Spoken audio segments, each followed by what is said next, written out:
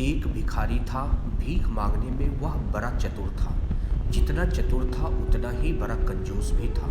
उसने भीख मांग मांग कर बहुत सारा धन जमा कर लिया। धन जमा हो गया तो उसकी सुरक्षा की उसे चिंता सवार।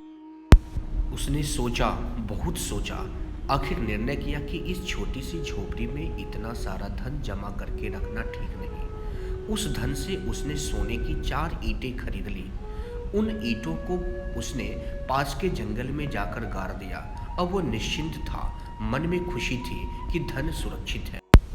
भिखारी भीख मांगकर लौटता तो जहाँ ईंटें थी उस जगह को जाकर देख लेता। पहले एक बार देखता था, फिर धीरे धीरे ईंटों का मोह बढ़। वह दिन में कई बार उस जगह को देखता, पैर से जमीन को अच्छी तरह थपथपाता ताकि मालूम पड़े कि किसी ने ईंटों को उखाड़ा तो नहीं, जगह खोखली तो नहीं हो गई। एक दिन किसी चोर ने यह बात तार ली। जब वह भिखारी ईंटों की जगह को देखकर लौट आया तो चोर ने पीछे से जाकर उस जगह को खोद डाला। सोने का ईंट देख वह खुशी से उछल पड़ा। मन में कहने लगा, यह तो धनवान भिखारी निकला। चोर ने सोने की ईंटें निकाल उसी जगह मिट्टी की 4 ईंटें रख दी। उस जगह को पहले की तरह समतल बना दिया। भिखारी शाम को फिर ईंट देखने आया तो सुबह मिट्टी करी थी और शाम में मिट्टी भुरभुरी थी, इसलिए उसे शंका हुआ। उसने उस जगह को खोदा। सोने की ईंटों की जगह मिट्टी की ईंटें रखी थी। भिखारी फूट फूट कर रोने लगा। तभी उस रास्ते से एक महात्मा गुजरे। उन्होंने भिखारी को रोता देख रोने का कारण पूछा। भिखारी बोला, महाराज जी, मैं लुट गया, मेरा सब कुछ चोरी हो गया। अब क्या होगा? महात्मा यह सुनकर आश्चर्य में थे। देखने में वह फटे हाल था। शरीर पर अच्छी तरह कपड़े भी नहीं थे। जाड़े में कांप रहा था और था भी भिखारी। महात्मा जी सोचने लगे, इसका क्या लुट गया, इसका क्या चोरी हो गया? यह तो भिखारी है, लगता है कुछ गड़बड़ है।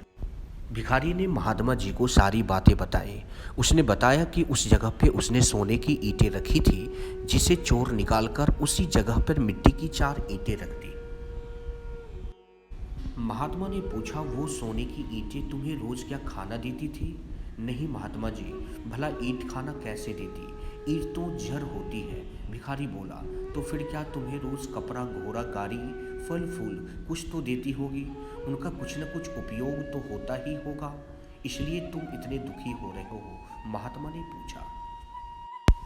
भिखारी आंसू पोंछकर बोला, ईंटें देती तो कुछ नहीं थी, बस इन्हें देखकर मन में संतोष हो जाता था। सुनकर महात्मा जी मुस्कुराए, बोले, अब सोने की ईंटें केवल देखने के लिए ही काम आती है, तब इन्हें देखकर काम चला लो। जैसे सोने की ईंटें देखी वैसे ही मिट्टी की ईंटें, दोनों में क्या अंतर है?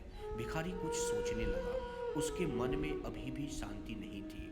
महात्मा ने फिर कहा, सुख संतोष में है, लालच में नहीं। तुमने सोने की ईंटें भी मिट्टी में गाड़ रखी थी। विचार करो, संतोष करो और सुखी बनो। भिखारी की बात समझ में आ गई। उसने महात्मा जी को नमस्कार किया